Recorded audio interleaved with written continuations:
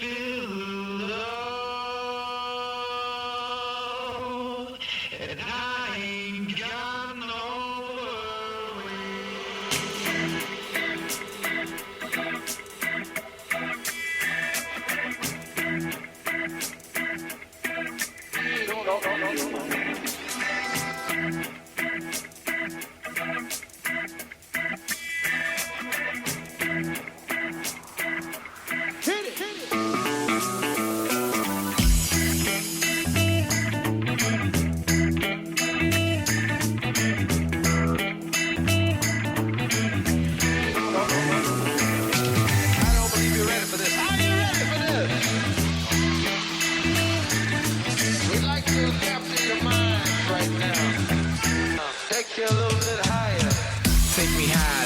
I got the fire flow. Shorty getting down, going up the fire pole.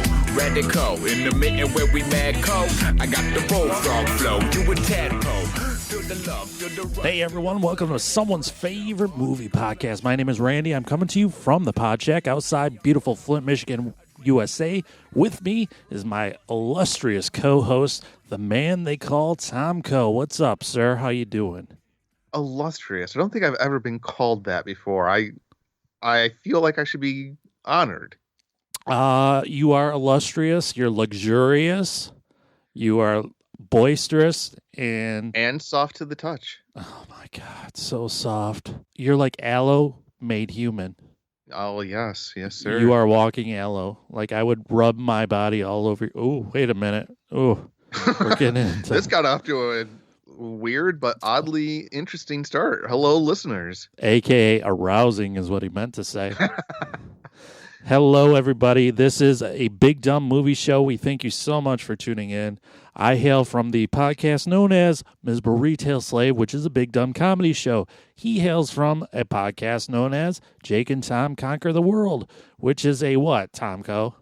A Big Dumb Geek Show. Exactly. And when we come together, we do this thing called Someone's Favorite Movie, because every movie is someone's favorite, right? It's got to be. Now, speaking of our other shows, you'll be pleased to know that Jake has got a bit of a jealous streak about this show, sir. Oh, he's got those green eyes, does he? Yeah, and I don't know how many times I've offered to have him on this show.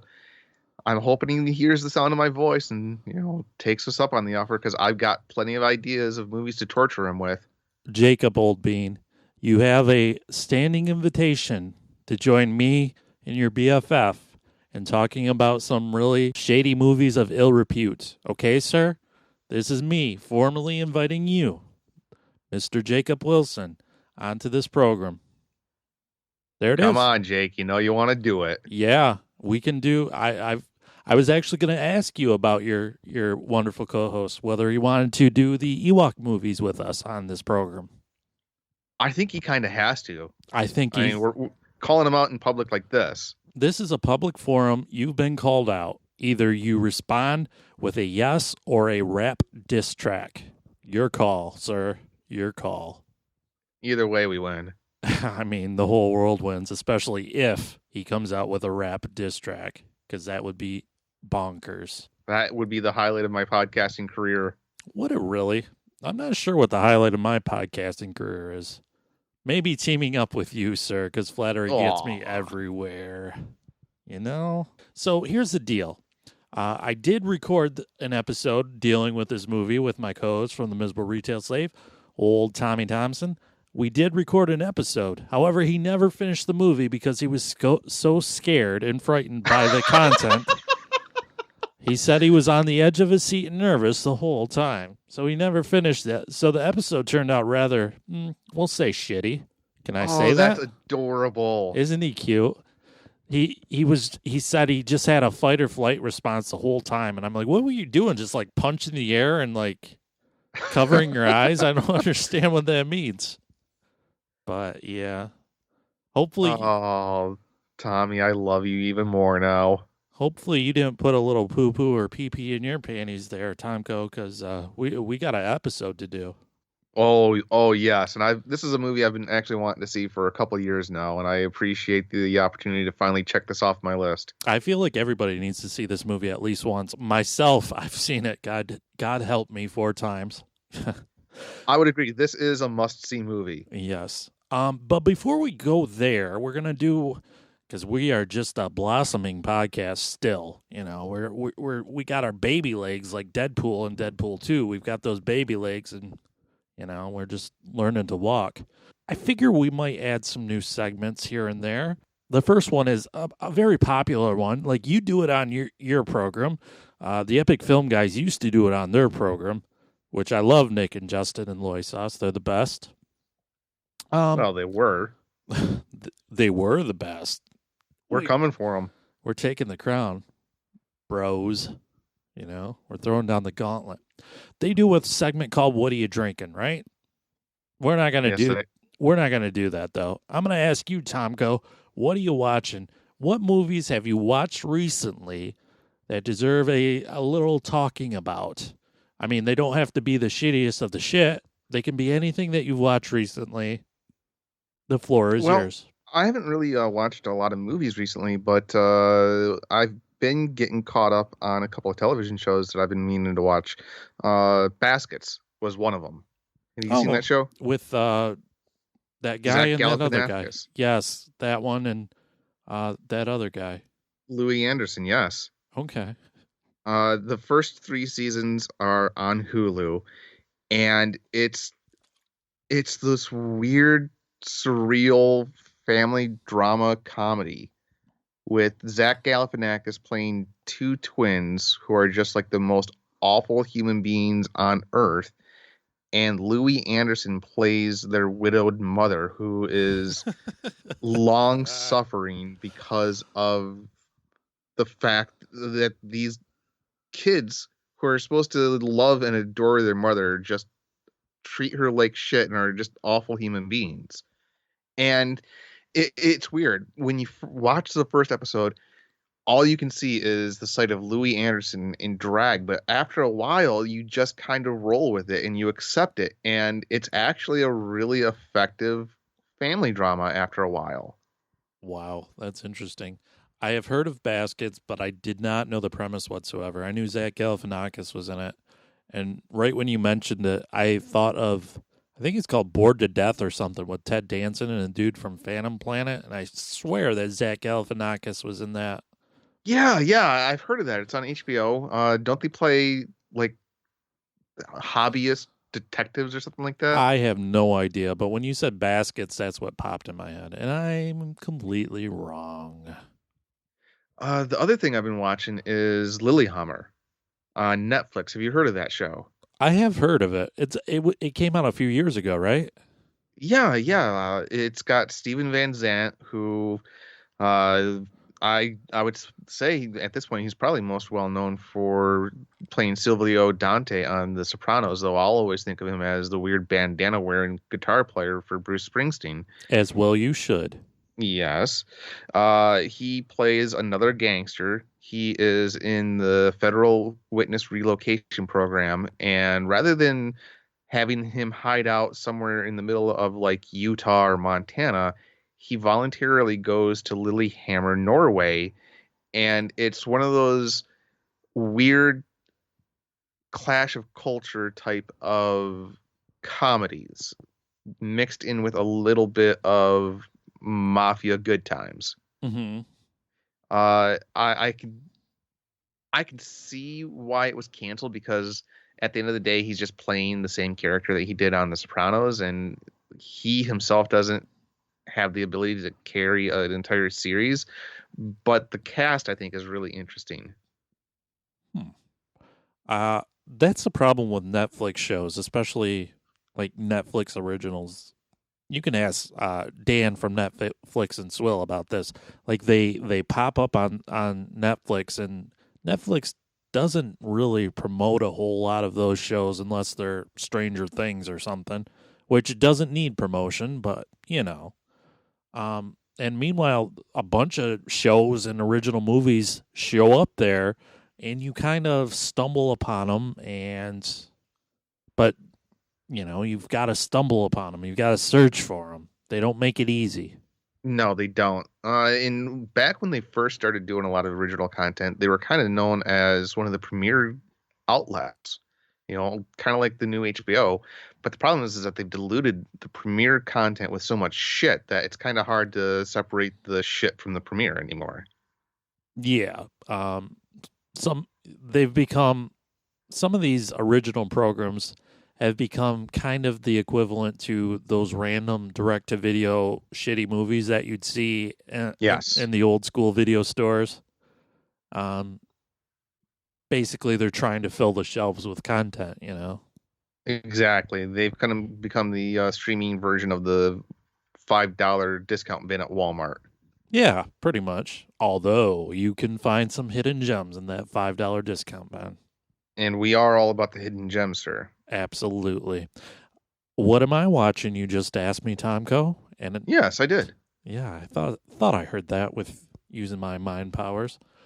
I recently saw Dr. Sleep, the director's cut. How was it?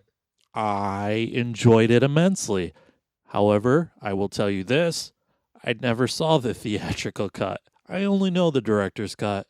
So I liked it quite a bit. However, it is 3 hours long. Is it worth the 3-hour investment? I thought so. I didn't get bored. Just because I'm old and have a million things going on, I did have to watch it in chunks, but I wasn't bored by it or anything. It's just, I'm a busy man in high demand. No, do you get scared off by long movies? Because that was one of the main things that people were talking about with The Irishman that, came out at 3.5 hours long. I don't care how long it is, as long as it's a good story that keeps me interested. Absolutely. I don't care. Like I said, I'll just watch it in chunks if I have to. I rarely have a free 3 hours where I don't want to just collapse in a little ball in the fetal position and go to sleep. I'll watch it like an hour and a half at a time or something. Yeah, so that detraction has never really made a lot of sense to me. No. I also saw a movie that fits right in to the premise of this program. It was called Electric Dragon, 80,000 volts. Is that the full title? Yes. Yeah. It's a Japanese movie that came out in the early 90s. It's only an hour long, and it is a very comic booky. It's in black and white, too. It's a very comic booky premise where two separate people both get lightning powers in two random accidents. One of them learns, as he grows up, he learns he can channel those electric powers into his electric guitar to let out all of his aggression. The other one, he becomes a pet detective, believe it or not. Not Ace Ventura, though. And half of his body, for whatever reason, I guess I missed this part, or perhaps it was lost in translation. Half of his body is metal. So his face, half of it is like Dr. Doom looking, and the other is regular human. So eventually they meet, and they fight, of course. And it is quite an amazing movie. Now, what year did this come out? Early 90s.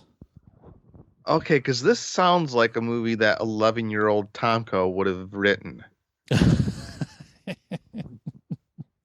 Yes, this appeals to all the teenagers, and maybe a teenager wrote it. I don't know. I can't tell you that. All I can tell you is it is bananas, and like there's an enthusiastic Japanese narrator too. He kind of serves the purpose of the Batman 66 narrator, except he's a lot more enthusiastic. He's like, Thunderbolt Buddha! Ha! Oh, that sounds amazing. And like, there's not a whole lot of dialogue in the entire movie either. So it goes by pretty quick. I think it's not even an hour. I think it's like 53 minutes or something. Well worth if you've got a free second or so to track down. YouTube. I was gonna say this sounds like fodder for another episode, sir. We could do that. Here's the names. Dragon Eye Morrison. He's a reptile investigator. I'm sorry. And Thunderbolt Buddha is the other guy. What was the first one's name? Dragon Eye Morrison, the reptile investigator. He's technically the good guy. The guy with the half metal face is Thunderbolt Buddha. He is a vigilante TV repairman, just so you know.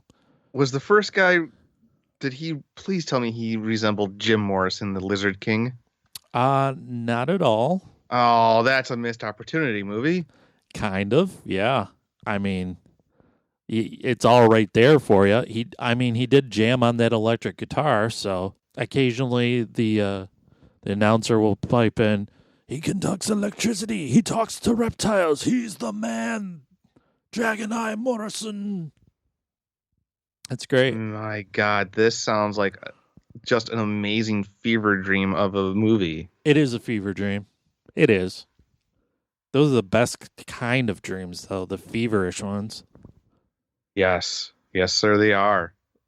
Timco, we're about to get to our movie, but before we do, like I said before, we are a little baby newborn podcast, still trying to find our big, strong adult legs. And we got to attract the audiences somehow. What better way to attract them than with a little TNA, Tommy? Ooh, I called you Tommy. Tomco. Oh. Paging Dr. Freud. Right? What better way than a little TNA? You know, a little sex appeal. That'll bring all the boys to the yard, right? Well, probably send them running once they get a little bit of a closer look, but okay. Okay. So what I've decided to do here is talk about a real erotic thing. And meanwhile, Tomko will do a real erotic dance. Right now, he's taking his shirt off and twirling it about his head. It's real sexy. You can't see it, though. I bet you didn't know that a grown fat man could do that with a pair of pasties, did you? I mean, the tricks this man has learned. So what I've decided to do, Tomko, is every episode review, and every episode of this podcast review an episode of the Red Shoe Diaries. Do you remember this program?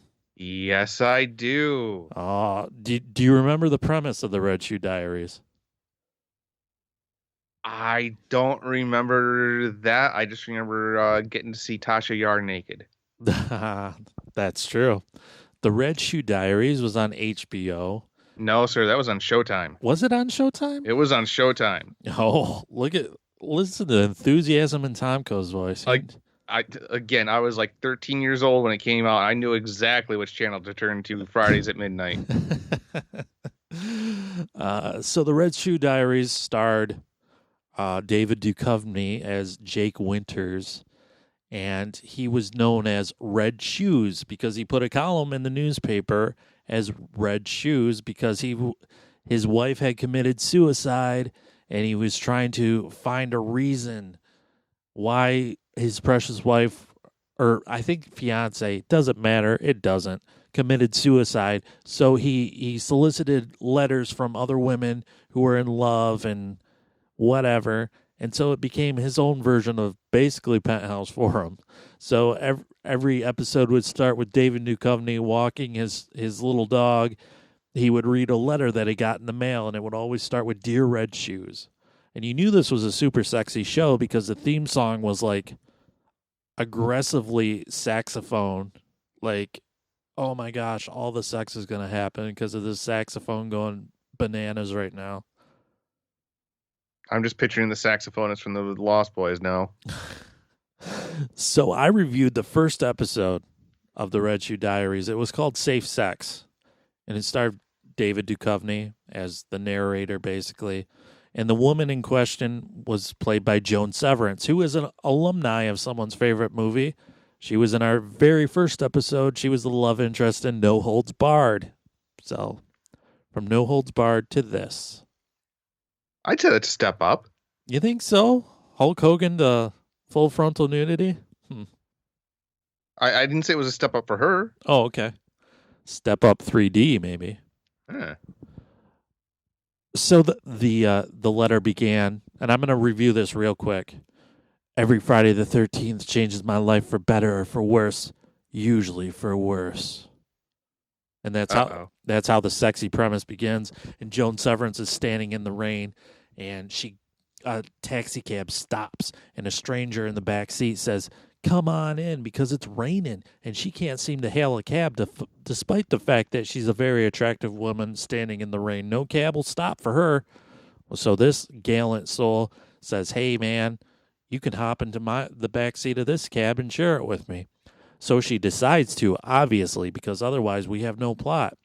The taxi driver happens to be a stereotypical Cool Runnings man Jamaican, and he calls her white chocolate right off the bat. And I'm like, well, that's offensive to, I don't know, everybody. Somehow, because the man in the back seat is super slick, he gets Joan Severance to take off her blouse because it's soaking wet. He's like, "I don't want you to catch the cold." Yeah, you're real concerned about her catching a cold, aren't you? You just want to catch a glimpse, you cad. So he gives her his coat to put over her half-naked self as the Jamaican man leers in the rearview mirror. And they start talking, and this man's philosophy in the back seat is only 4 things in life really matter: laughter, kindness, the endurance of beauty, and really great pizza. Like, I can relate to that. I love a good slice Really? of, well, that's what she said. She's like, "Really? Not love?" And he shook his head and he said, "Too many side effects. This man is a bachelor forever, you know? He can't settle down." He's worried about the side effects of love on the human heart, but he's sucking down sausage and mozzarella cheese like nobody's business. I mean, it sounds like you could have been his therapist. I don't know. They get to this man's house, and obviously he invites her up to his apartment for vegetable soup. He's like, "I got some extra vegetable soup up there," because what woman doesn't like a good steaming cup of carrots, you know? That's real yummy.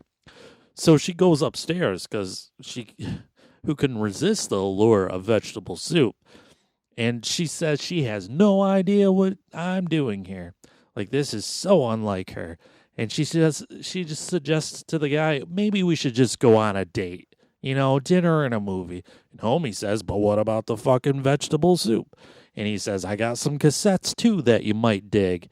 And she's like, "Oh, my plan has been foiled." And then he walks up to her and puts his hand on her face, and he says, "I bet everyone in your office thinks you make love whenever you want to, but they only see your beauty, never your sadness or your fear." And then they bang on a rug because that's the only way to bang. But she says, "Oh, no, wait. Before we do this, do you have a condom?" Because obviously the episode title is Safe Sex, and that's what they're practicing, you know? And so her letter goes on, "For the first time in my life, I found someone who wanted the same thing as me, Tuesdays and Thursdays, the perfect solution for the single working woman. Anonymous and monogamous, the safest sex going, because they agree not to share each other's names or get involved in personal matters." Well, guess what? He buys... That trick never works. It never works. He steps his game up and buys her fucking amazing pearls. That's exactly how he described them. He's like, "I got these fucking amazing pearls for you." And she's like, "Oh, I love these fucking amazing pearls." So much so that she strips completely naked and dances full frontal nudity. And 13-year-old Randy let out a cheer. And then real life comes crashing down because her brother dies in some horrific accident, and he runs to her, or she runs to him, and he consoles her. She goes to her brother's funeral. When she comes back, this man's gone. Like he never existed. Invisible man. You can't see him, John Cena. He gone. So he just vanishes. But 3 months later, he comes back. Out of the blue, because he realized what he missed. He wants to start back, this time with no limits. Full names, no limits, let's do it. And she was like, she meets him on the street, and he's like, "How about it?" And she shoves her hand down his pants, and it's either she either squeezes real hard or it's highly erotic because his face is a giant O. He's going, "Oh," and then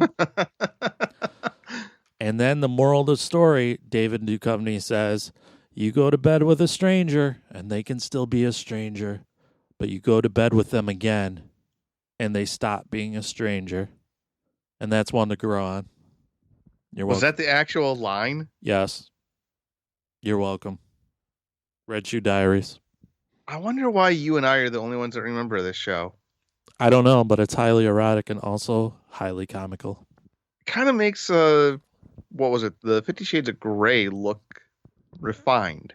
It is a little bit refined. That's 50 Shades compared to this. But I mean, 13-year-old Randy could not tear his eyes away from free softcore porn. So we didn't have 13-year-old Tom could not hit the fast forward button quickly enough. Right. Yeah. Boy, things were rough pre-internet. You have no idea, you had to kids. record that shit in advance so you didn't have to actually watch the story. I'm certain my eyesight's so bad because of all the scrambled cable channels I watched. Because that's a bit of a relic from a bygone era that today's children probably have no idea what we're talking about. Kids, sit down on Grandpa Randy's knee and I'll tell you a story. Back in my day. You got it so good. You don't even know it. You have no idea. We had no internet. Playboys were a thing we talked about in hushed tones, but pay cable channels were where it's at. The technology used to scramble these pay cable channels was so bad that you could actually turn it on any channel that was pay, and occasionally it would flick in. Sometimes it would flick in perfectly clear, depending where you were, depending if the stars aligned, if there was a comet flying by, if you found a leprechaun and made a happy wish, maybe it would appear. Other times it would be sort of scrambly, but you think you could make out a boob, maybe. What was that? I don't know, but it all seemed really hot. It always looked like one of the trippier mescaline trips that they had in Fear and Loathing in Las Vegas. You didn't know if you were looking at a vulva or a lizard. Oh, that's a quote to pull from this episode. Hormones are just the worst thing, huh? I love it. At least my grandparents would tell me horror stories of the Depression. What stories do we have? Yeah. We couldn't see boobs. Scrambled porn. Yeah. The next generation will be like, one day the internet went out and I couldn't post a snap or a TikTok. It's fun to make fun of generations. It is. Speaking of generations, we're about to talk about a once-in-a-generation movie. I'd say this is more than a once-in-a-generation. I'd say, you can't... I can't imagine this movie being made any other time than the mid to late 70s. The Lion King was released this summer in what was dubbed as a live-action version, but it was all done in CGI, and I like to think that this movie is the cautionary tale of why a real live-action Lion King could never have been made with real animals. I want to believe that somebody was like, yeah, but what about Roar? Remember that one? The one that's called the most dangerous movie ever made? That's why we shouldn't do that.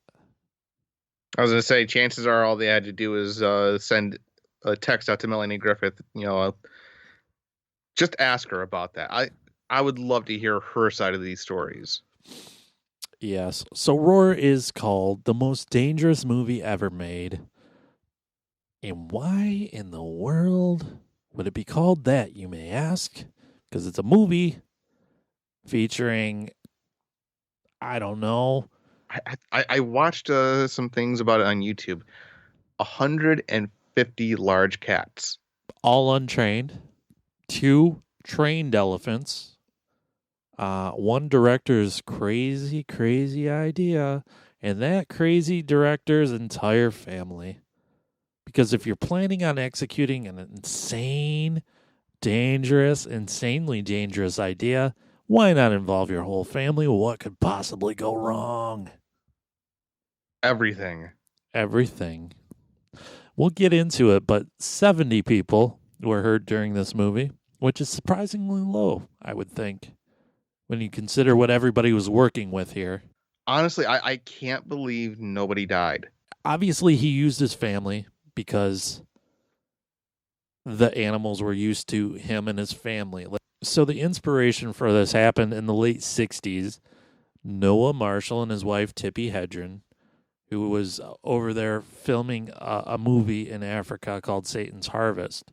You may know Tippi from the Hitchcock great The Birds. Did you ever see The Birds?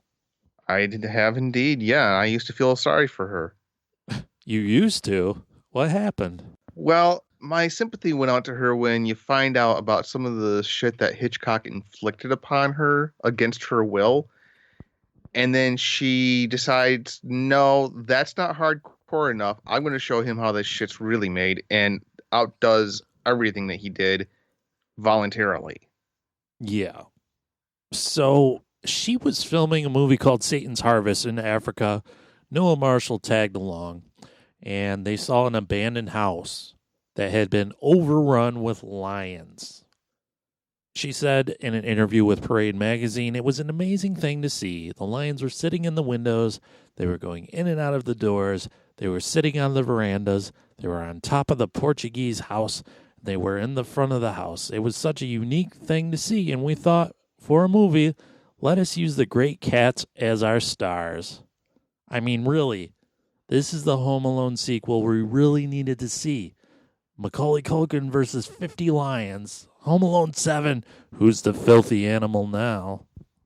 No, I wanted to see the cats go against the wet bandits. Well, that would be good, too. That would be amazing. Joe Pesci with all of his comedic timing. Daniel Stern with his faces. Yes. Okay, let's make that movie.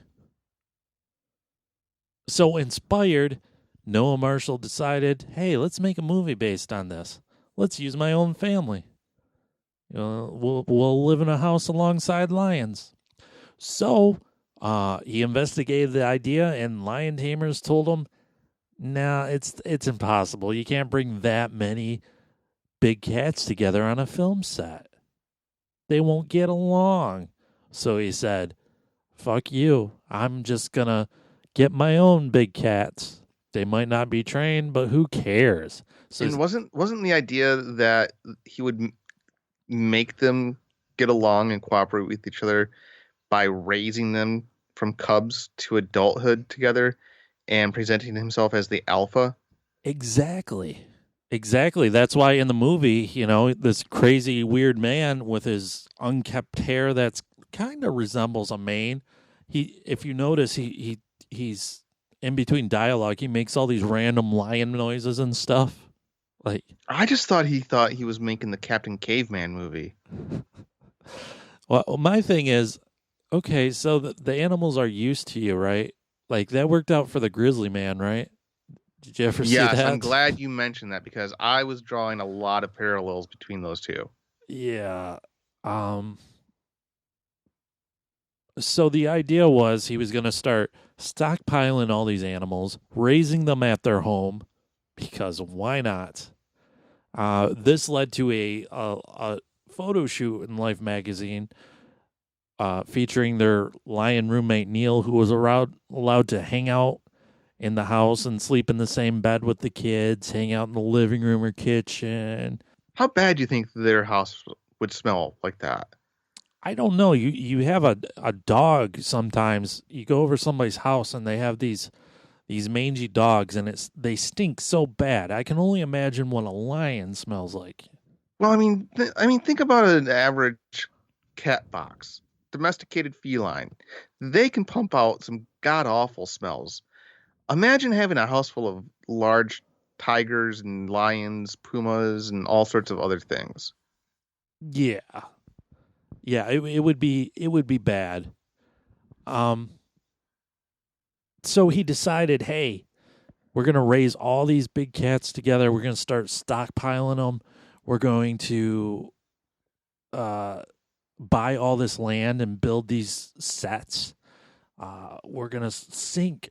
They spent so much money, they basically went bankrupt. So much so that they had to live in a mobile home on the set. And the only thing that saved them is that Noel Marshall was on a movie. He executive produced a movie that became a huge hit. Kind of a cultural landmark, if you ask. And also, it had the added bonus of providing funding for this movie. He was an executive producer on The Exorcist. The power of Christ compelled him to make this movie. Like, he would not give up. Now, I don't know if you're going to get to these parts yet, or if you forgot about them, but you missed two parts about this story that I found absolutely fascinating. When he was starting to kind of hoard large cats, he was living in like some really high-end areas of Los Angeles. And of course, the cats would get out and just walk up and down the streets. Yeah. I mean, that's insane. It is insane. When I was a kid, at my grandparents' house, they lived in the middle of a city, but there was this one house with a fenced-in yard in the back and a big tarp over the backyard. They moved in one day and they put the tarp over the backyard, and everyone swore there was a tiger living in that backyard. I mean, I never saw a tiger. I never heard it roar. There might have been a tiger. But can you imagine going over someone's house and seeing a tiger just randomly walking around? Unless I'm going to a backyard barbecue at Mike Tyson's, no, that would not be expected. Well, John Marshall, which is one of Noah Marshall's sons, he reaped the benefits of this. In an interview, he said, I had this tiger that I absolutely loved called Nicky. I would take him down to a local lunch and bar place, and girls would go, oh my God, can I play with your tiger?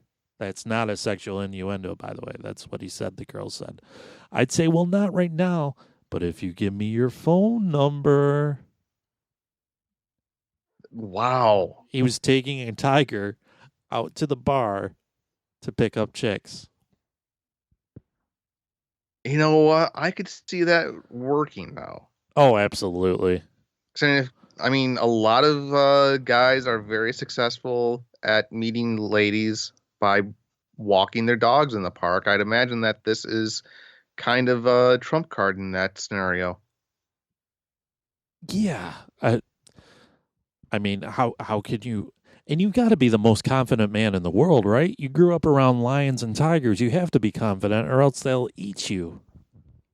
Yeah. I can imagine where that would allow you to kind of plant your feet firmly on the ground, yeah. I can't imagine being afraid of anything.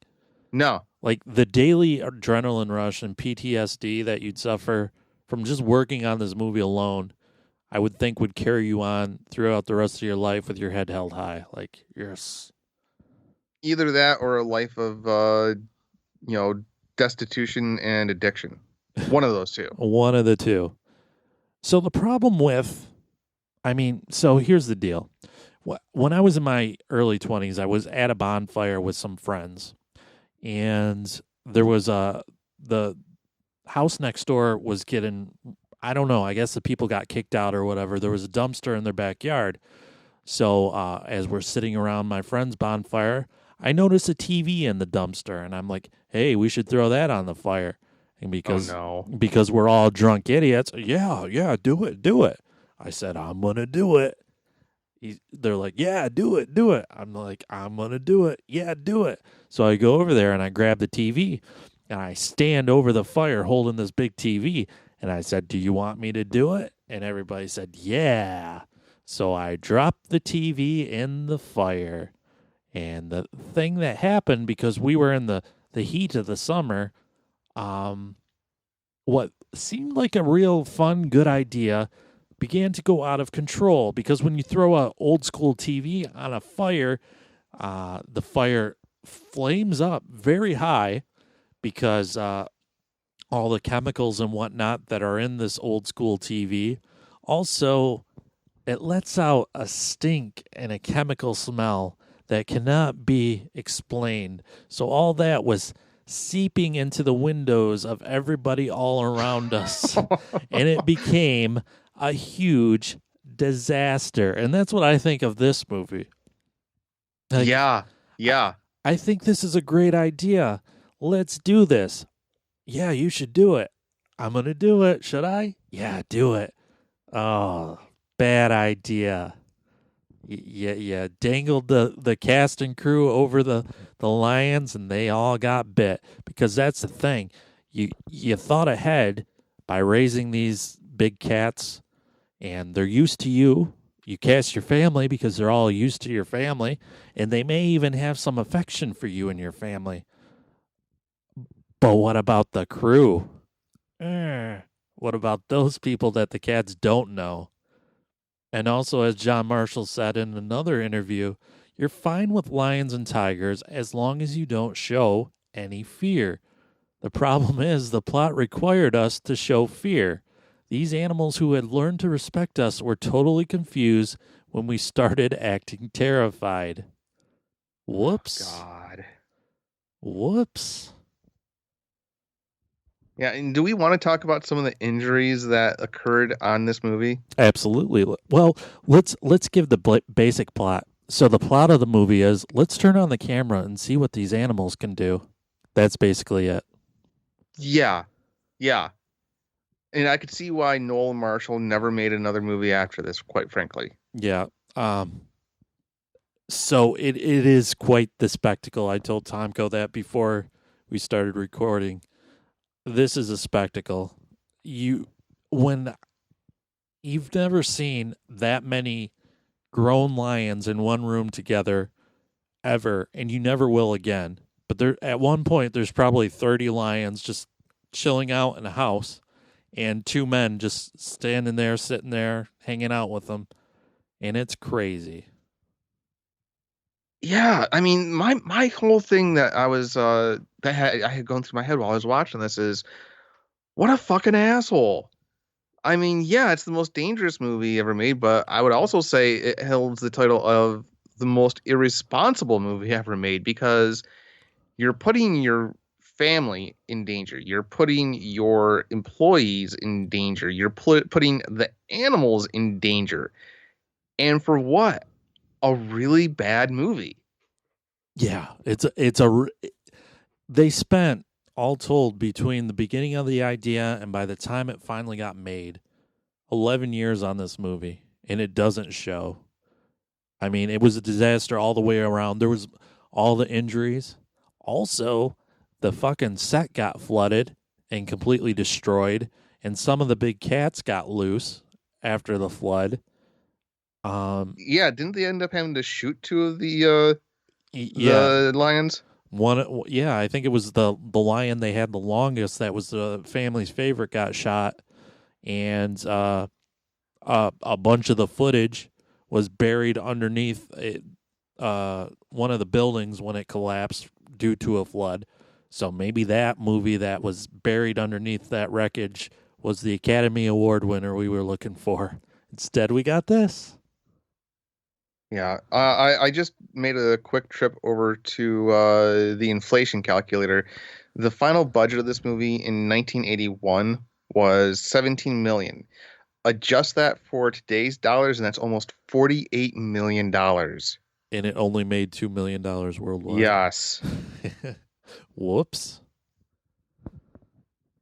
Now, you were mentioning how they couldn't get any funding for this movie, and they actually did have some investors. I know that EMI, the big, huge English media company, was a temporary investor, and they also had some Japanese financiers. And one day, the Japanese investors decided to pay a visit to the set. Right when they were arriving, Noel was taking a bath, and of course, he was letting the lions roam all over the place like he always did.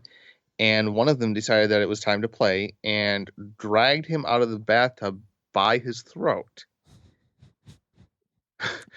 Yeah. He gets up and decides that, you know what, the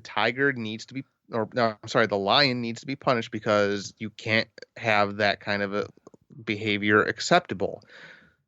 Next thing you know, the Japanese investors see a naked Noel Marshall running, shouting after a lion, bleeding profusely from the throat. Yep. That's That, great. in my opinion, kind of sums up this movie. Well, just to talk about the movie again for a minute, the tone of the movie is all over the place. At one point, it's like a slapstick comedy, and then it becomes like a family drama. And then at one point, it even becomes sort of a slasher movie with Togar the Rogue Lion doing like, here's Johnny throughout doors in the house and stuff and stalking the family. It's really weird. Like, I would argue against that. I would say that the tone of the movie is consistent, but only because they didn't know how to really convey that visually. So they kind of tell you how to feel based on the music that's playing. oh, I see. Do you think it's a ferocious comedy? Because that's how it was billed on the poster, Tom That's Co. exactly how it was billed. No, I think it's an exercise in stupidity. And I'm saying this as somebody who is recommending that everybody at least watch this movie once in their life, because words will not do this movie justice. You have to see this to really kind of get the full grasp. Just don't go in expecting a good movie. Watch it and know that nothing in this movie is fake. Well, Real cats, yeah. real people, real blood, real pain. Well, and I thought it was clever how they actually credited the animals as writers on the Writers and movies directors, yes. because they did whatever they want anyways. And it's, well, so I was at the zoo with my family one year, and actually the one by your house, that wilderness trail thing. Okay, yeah. Yeah, and they have lions there. And I was there with my mom and dad and my sister, and we were looking at the lions. They had just got the lions there.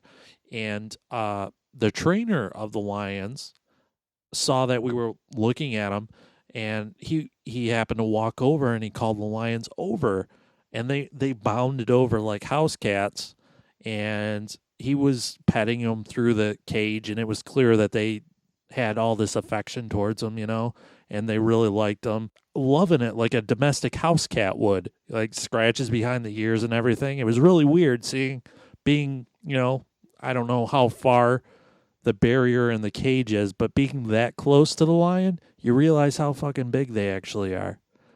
So the trainer's playing with the lion or whatever and telling us about him. Meanwhile, these two kids notice that the lions are right there up close, and they're all, screaming and yelling and carrying on. Yeah, kids, they got to ruin everything, right? So they wander over, and they're making all this noise, and the one lion starts to get up, and the trainer says, no, sit down. He said the lion's name, and I don't remember what it was. It doesn't matter. He's like, no, sit down. And the lion gets up, and he yells at my mom and the kids to move. And so the lion turned around, sprayed urine everywhere. My mom got pissed on by a lion because the lion had learned that whenever there's a loud noise, if it pisses through the cage, the loud noise goes away, believe it or not. And sure enough, the kids ran away. Oh, that is awesome. My mom was a little bit upset, and I'm like, Mom, not many people can say that they got pissed on by a lion. That's pretty awesome. And at the that is amazing. Yeah. But the moral of the story is the trainer told the lion no, and it did what it wanted anyways. Like, so, and the lions love this guy, clearly. So I don't know. Honestly, I mean, that's what's so goddamn scary about those animals. At the end of the day, they're still they could take you out no matter how much affection you have between yourself and one of these cats. They're still cats. Ask Roy Horn how that worked out for him. Yeah, not too well. No. And in this movie, you've got a skinny white dude screaming and carrying on and trying to get in between two fighting male lions. What a fucking asshole. And it's filmed, and you see it, and you can't believe it's happening. Well, I mean, right from the get-go, when he's tackled by those lions, you automatically just kind of cringe because you think something's going to happen, and it eventually kind of does, but not as bad as what you're expecting. He does get tackled by like 5-6 lionesses because they like him.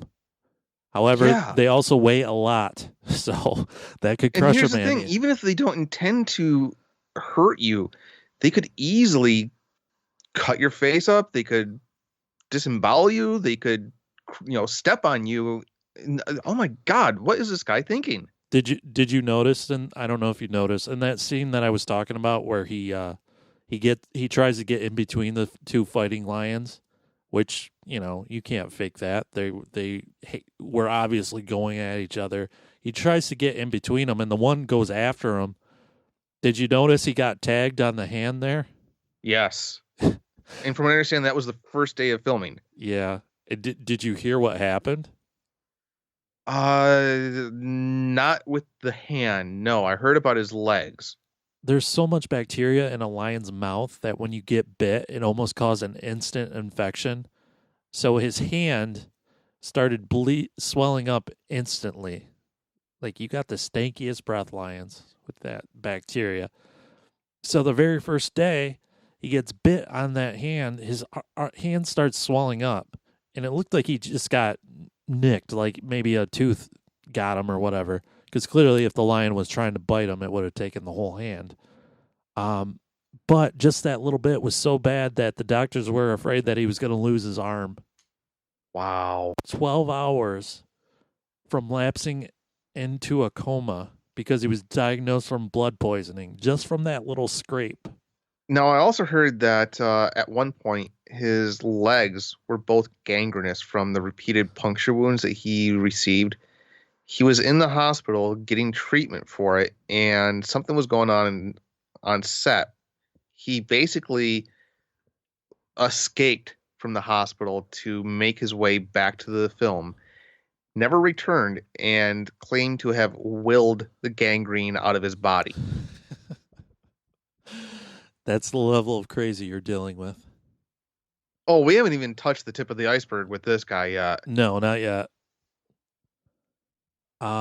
So Jan Dumont was hired to film this movie. He would go on to be a director of Speed and other movies.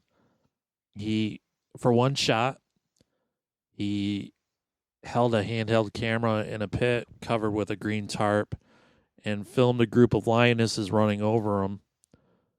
And he wanted take after take after take. And for the record, the shot in the movie only lasts about 3 seconds. But he wanted to get this shot right because he was a perfectionist. Well, after one of the takes, one of the lionesses that were running over him noticed the tarp was moving, and like any cat, swiped at it. Because if you put a moving thing in front of a cat, they're going to swipe at it. Mm-hmm. Except when a lioness swipes at you, you get scalped and you get 200 stitches in the head. Yes. And the most amazing thing about it is, didn't he show back to work like a week later? Yeah. Yep.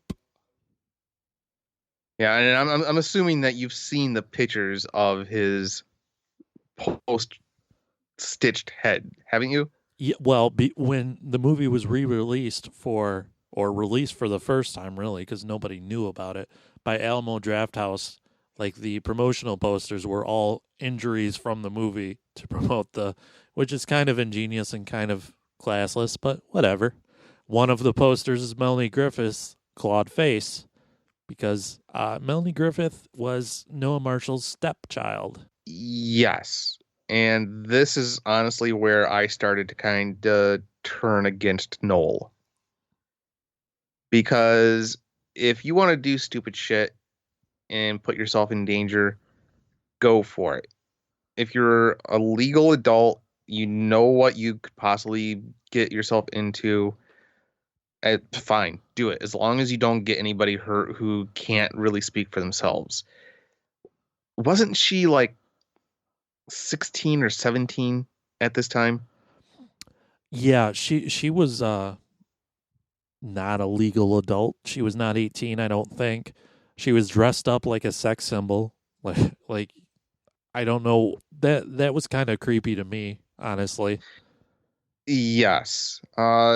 That's where I really started to kind of turn against Noel as a person, because you are putting your family in danger. You're putting your children in danger. And at the point that she got really, really hurt, first of all, from what I understand, they had safe words where if they wanted to cut, they said the safe word and no questions asked, they stopped. She was getting pawed on the head by one of the lions, and she says, Noel, Noel, Noel. That was the safe word, and he kept filming. Yep. And not only that, he kept it in the film. Yeah, you can actually see her getting... Well, you don't see a full-on shot of her getting clawed in the face, but if you pay attention, you can see it happening. There's two scenes that happen back to back, and she's on the ground, and the lions are running over her. At one point, one of them stops and grabs her by the back of the head and starts pulling back, like grabs her hair and starts pulling back, and Tippy Hedren runs in screaming hysterically. That's not acting. That's real. She thought her daughter was going to get seriously injured there. However, she did get seriously injured a few seconds later, because you can see her face laying down, and one of the younger lions kind of paws at her face, you can see, and you can see her sort of grab it. You don't see her bloody face or anything, but... No, they saved that for the publicity photos. Absolutely, and that required plastic surgery, and she wasn't going to return to the movie. She was going to drop out. They were going to refilm all of her scenes with some other actress, and she decided to go ahead and be a trooper and finish the movie. And I just wonder if she got guilted into it, you know? Probably. Yep. And honestly, that's why I posted on Facebook and Twitter where I never thought I wish I could go back in time just to slap somebody. That's what kind of did it for me. That's where it stopped being this weird, eccentric guy having this bizarre adventure with these huge cats. And it really started to get grossly irresponsible. And I don't use the word grossly lightly. This was just kind of disgusting. Yeah, well, and you worry about like everybody on the crew and the other actors that were hired. There's some scenes where some other actors are wrestling with tigers, and the tigers don't look happy at all. No, where the tigers are pushing them underwater. Yeah, so apparently tigers love water. I don't know this, but based on this movie, anytime you get in the water, the tigers are going after you. So stay out of the water. Jaws isn't the problem. The tigers. No. By the way, now I want to see a tiger fight a shark. Oh God, that would be badass. It's got to be a sci-fi original movie somewhere, right? Has to be. If not, what kind of world are we living in? By the way, this movie takes place in Africa. Tigers don't live in Africa. Filmed on location in California. Yeah, filmed on location in California, yes.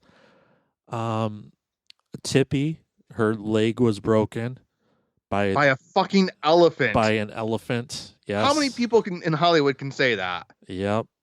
And you can... This scene is fairly obvious because they reversed it, so it looks like the elephant is picking her up and putting her on the elephant's back, you know, grabbing the trunk around her ankle, putting it on its back like a friendly elephant. But that's not what happened.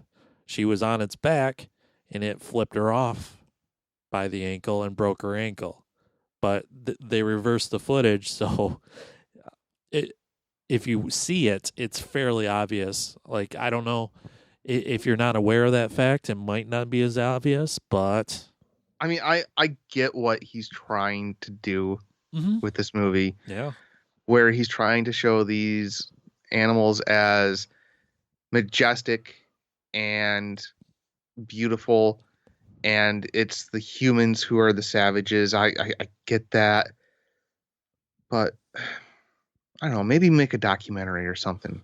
Yeah, that would have been better, I think. He had the resources where he could have made a phenomenal nature movie. Yeah, absolutely.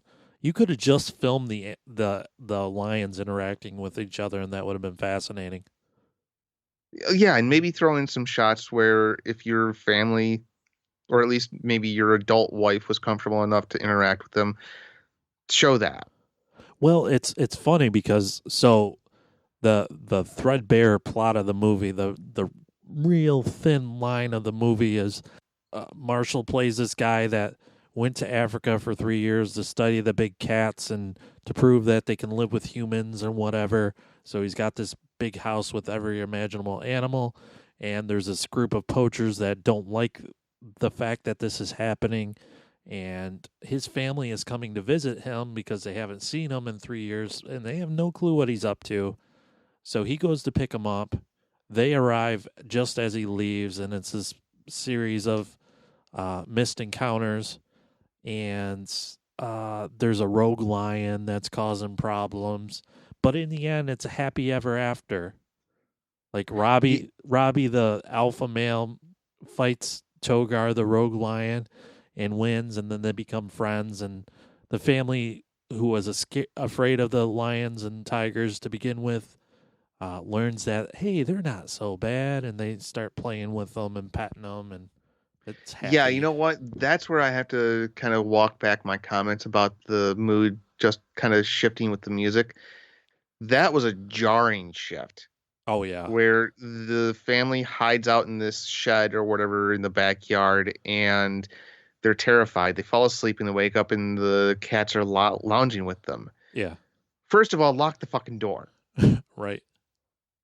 And then second of all, what was the whole point of that previous 45 minutes where you're running around screaming, terrified, and trying to get away? Yeah.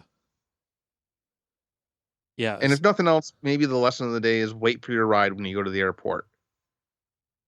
That's a solid lesson, I think. Yeah, so they come out of the shack, and the sun seems to be shining brighter, and everything's happy and jolly and the best. And then there's a epic sunset with Noah and his wife and a lion, and they're all happy together. The end. Life is good. Unless you're Marshall's assistant. What happened there? Throughout the entire movie, he's just treated kind of like shit. Mativo, he's you left mean? Trying to defend himself against tigers and lions with an umbrella. Yeah. He's having to ride in the trunk so that they can cart the tigers around. That guy's one of the real victims of this movie. I think he's the one that made me most nervous throughout the whole entire movie. I'm like, this poor guy. Yeah, because he looked like he had a lot of genuine fear the entire time. Exactly, and they kept trying to tug on his jacket, and all he wanted was his dumb jacket. God, tigers, give him his jacket. Oh, come on. That was a sweet members only jacket. Back in the 70s, that was a hot commodity. Two of my favorite scenes in the movie involved the tigers. One, the ridiculous visual of him driving and Mativo next to him and two big tigers in the back seat is just priceless. And then the other is when they're in the boat and the tiger jumps in because they love rides apparently, and the boat starts to sink and the dumb tiger is trying to climb on top of the sinking ship and boat, and he has no idea what's going on, that stupid tiger. Now, what did you think about Noel Marshall as a character? Because I kind of walked away from this thinking he was pretty much an asshole. I don't think he had a character. I think he was playing himself, to be honest. I don't think there was... That's possible? Because, he doesn't have any kind of remorse over the death of the two poachers. Oh, no. If for no other reason, then the authorities are going to come into this refuge and they're going to demand answers as far as how these deaths happened.